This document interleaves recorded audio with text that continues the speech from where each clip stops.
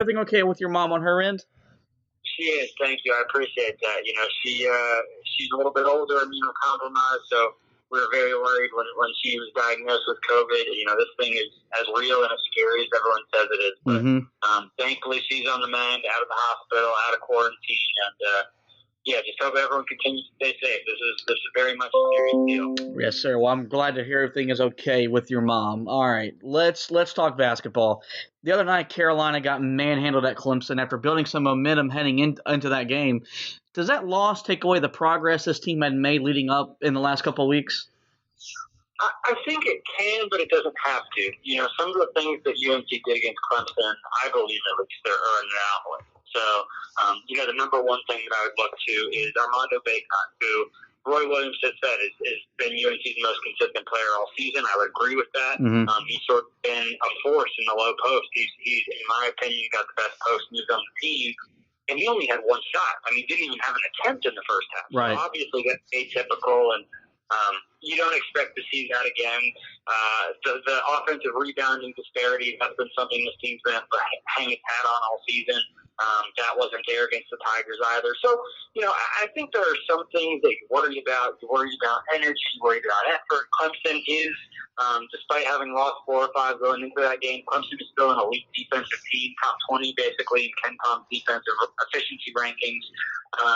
So I think the biggest thing for UNC is just not letting that performance snowball. You want to see, especially in the early goings against Duke on Saturday, you want to see a team that's much more committed, much more focused, and really sort of falls back into the rhythm and the tools that it have been using to build such a strong January. In that loss, as you mentioned, Carolina turned the basketball over 17 times, and they missed 10 foul shots. And it's really hard to win on the road in the ACC when you play like that. At this point, is this safe to say that Carolina is just not going to be a disciplined team this season? Yeah, I think anytime you've got a team that is as young as this group is, 6 freshmen, obviously you're expecting key contributions from Armando Bacot, who's just a sophomore, Anthony Harris, redshirt freshman. I mean, this is a really, really young group. So I think when you're seeing you're seeing these turnovers, you're seeing them consistently, you're seeing them over and over and over again. I don't know if undisciplined is the word I would use. I just think that these perimeter players, especially when you look at Caleb Love, R.J. Davis, Kerwin Walton even, Anthony Harris, these guys are so young and so inexperienced that sometimes I think they try to play bigger than the game needs them to. They try to do things out of the flow of the game. And so that's how you end up having all of those turnovers, which was, in my opinion, the difference in the Clemson game. So I think it's safe to say that the turnovers are going to be a lingering issue. The biggest deal is to what extent, because if UNC can keep it in the 10 range or under that mark, I think this team has a chance to go on and make a little bit of a run the second half of the season. But if you're looking at 17, 18, 19 turnovers a game, which has been more in line with all the losses that teams had, yeah, it's going to be tough to win games in the ACC that way. You mentioned how Armando Bacot's been the most consistent player for Carolina this season. He's a part of what may be the most talent-rich and most deepest front court in the ACC and maybe in the country. But when you combine him, Garrison Brooks, Day'Ron Sharp, and Walker Kessler, they all haven't played well at the same time in the same game. With that in mind, what stood out to you about Carolina's front court and where they still need improvement from? Yeah, it's interesting. I think everyone coming into this season had this idea that Garrison Brooks, just because he was named the ACC preseason player of the year, was going to be a 25 and 10 guy every game. And that was never going to happen. I mean, that was an unrealistic expectation that was placed upon him. The only reason why Garrison, this is not to say that Garrison is a bad player, by the way, because he's not at all. But I think a lot of people expected Garrison to be putting up those numbers because they saw what he did the second half of last season. Mm-hmm. And what you have to understand is those numbers weren't happening in a vacuum.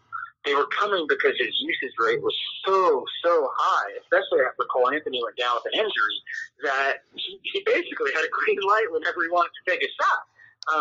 That is not the case anymore. And just in terms of reduced usage, reduced minutes, you were never going to see the sort of, I think, outstanding player of the year campaign that people expected. So he struggled a little bit, and I think it's fair to say that he's taken a couple of steps back from last season. But yeah, I mean, up until the Clemson game, I would have said that you have to be pleased with Armando Bacot. I think he over the summer, the weight that he lost, the conditioning that he did to get his body right for this season, right, it's just made a world of difference in his consistency. I mean, he is a guy who, he can play 28, 29, 30 minutes a game and be effective throughout, both as a rebounder and as a scorer.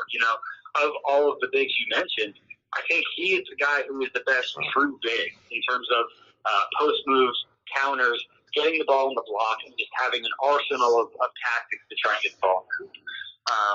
And then Daron Sharp, he's really the third piece of this puzzle. Walker Kessler only plays sparingly. And Daron's he's such a fun player to watch because he has so much energy, and he always goes. He's got nonstop motor. I think he has really natural defensive instincts in terms of providing outside defense. But right now, he's just not a consistent post scorer. Right. When he gets the ball at low block, it's much more a matter of him trying to out-physical and out-power people rather than trying to go around them.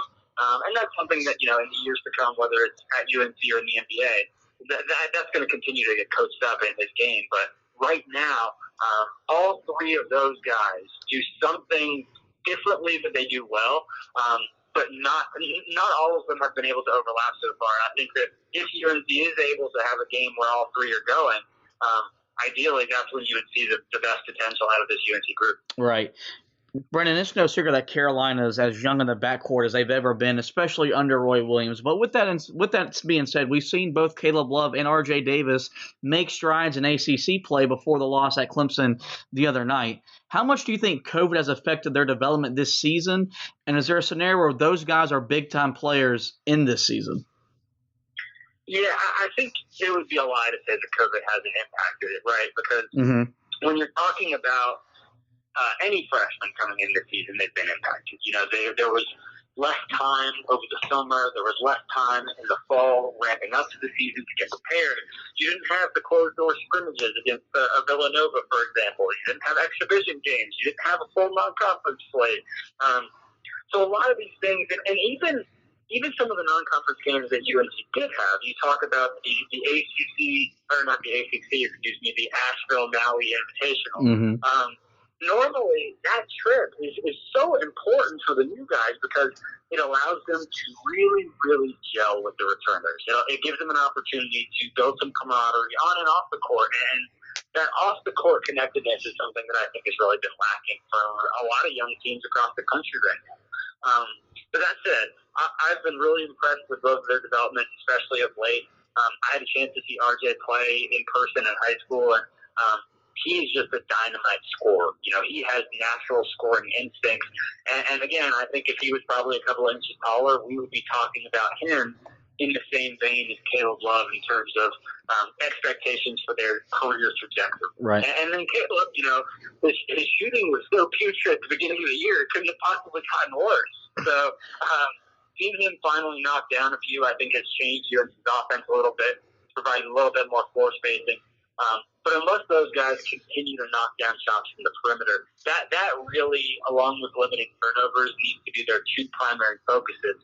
And I'm not sure that by the end of this season, either one of them is going to have a firm grasp on how to do those two things consistently. One guy that's really helped Carolina's spacing and their offensive game in general has been Kerwin Walton, who was a bench player at the start of the season, has now moved his way into the starting lineup.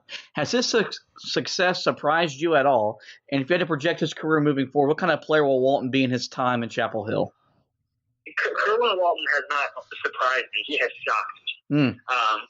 I am astounded that this kid, who was a sub-100 prospect, has been able to come in and immediately change UNC season. I mean, that's what he's done. I think it would be unfair not to give him that sort of credit, because what Kerwin Walton does is he provides the one thing that UNC otherwise is lacking, and that's floor spacing. There is no reason for any opponent, when Kerwin Walton is off the court, to truly respect UNC's perimeter players. Right. There's no one else on the team who consistently hits shots from two. And so just the fact of having him out there, doesn't matter if he takes 2, 3, 4, 6, 7, 8, 9 attempts a game, having him out there has gravity. Defenders have to respect the threat that he now presents. And so it doesn't matter that he can't really dribble. It doesn't matter that he doesn't really play defense or drive. On offense, him just being on the court and the threat of him potentially shooting from three shifts the way that defenses can or cannot pack the paint against UNC. And really, going 6-1 in January, that doesn't happen if not for the development of Kerwin Holmes. I can't believe how much this one guy has changed UNC. Brendan, it's now time for the greatest rivalry in college basketball to renew itself on Saturday. Despite neither team being ranked or even locked to make the NCAA tournament for that matter as of today, what's the reason to be excited for this matchup? It's UNC Duke, baby. There you go. I think, it really is a rivalry that doesn't need much explanation or justification. I just look back to last year. Obviously, UNC was in the midst of the worst season of Roy Williams' career. And Duke was cruising towards being potentially a 2-seed in the NCAA tournament, maybe winning the ACC tournament. And what did we get? We got an absolute instant classic in Chapel Hill. And the second game, while it wasn't as great, it wasn't bad. So I think when you're talking about this game, everyone says it, it's cliche, but it's true. You can throw the rankings out the window. You can throw the records out the window. You can throw everything you think you know out the window. These games bring out the best in both teams, and until they actually play, there's no real telling how it's going to shake out. That's what makes it so much fun. In addition to covering the Tar Heels, you also cover Duke for The Athletic as well. In your opinion, what has plagued the Blue Devils so far this season?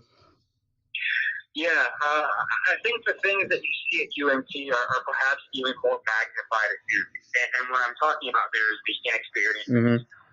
So, for as young as UNC is, Duke is the 5th youngest team in college basketball this year in terms of average age. That's a startling statistic. Like out of 340-something teams, Duke is the 5th youngest. Because at UNC, where you have 6 freshmen coming in, at least those guys are weighted out a little bit because you do have a Garrison Brooks, you do have an Andrew Playtest, you do have a Leaky Black, and you even have an Armando Bacot. So you have a couple of guys who have been there before, who know how everything is supposed to work. They know what sort of work is required to succeed in the ACC. Not the case at Duke. Right. Duke's quote-unquote veterans. Duke only had 4 returners. 2 of those returners were sophomores now, in Matthew Hurt and Wendell Moore. They were just freshmen a year ago. Both of them were fine, but not tremendously successful as freshmen. And then the other 2 were Joey Baker, who barely cracks the rotation as a junior, and Jordan Goldwire, who has been sort of a career backup point guard. So the experience that Duke is lacking, I think, is much more pronounced than the experience UNC is lacking. And so that's how you end up with games like what Duke did this week, losing to a not good Miami team on the road. They just didn't have any energy, didn't have any effort, and didn't have anyone who could, sort of kick them in the butt and tell them, you got to get going. So I think that UNC fans have been frustrated at times by the inexperience with their team, but at Duke, it's taken that to a whole nother level, and really that's the reason why Duke has struggled so much this year. For Tar Heel fans, we love beating Duke no matter where it is, but especially when we beat them in their building. But this year it's going to be a little bit different with it being an empty arena. How different will the rivalry be with there being no Cameron Crazies in the building on Saturday night? Oh, man, it's going to be real different. It's kind of sad. Not even kind of. It is sad. For me, personally, just not being able to be there and cover it, but more so, it's sad for all the kids. It's sad for the fans. It's sad for the coaches. It's sad for college basketball. This game, regardless, again, like I say last year's game was not supposed to be good. UNC's a bad team and Duke is a good team, and yet you got 2 buzzer beaters out of it. So, not having the pageantry surrounding this rivalry, I think it's really hurt the buzz a little bit, and it's an unfortunate byproduct of what the country at large is suffering through. And obviously there are many, many more important things in basketball right now, but certainly the lack of fans at other arenas is not the same as lack of fans at Cameron Indoor. The Crazies are basically a part of that building, so not having them there on Saturday, it should be a benefit for UNC just in terms of trying to win, but otherwise, across the board, I look at it as a loss. There's always, an unsung hero or someone that shows up and makes big plays in the game to swing the rivalry one way or another. With that being said, what individual match will determine the outcome of Saturday's game? Yeah, I think you certainly have to pick one for UNC and for Duke. So on Duke's end, I think it's Matthew Hurt. Matthew Yep. Hurt is, I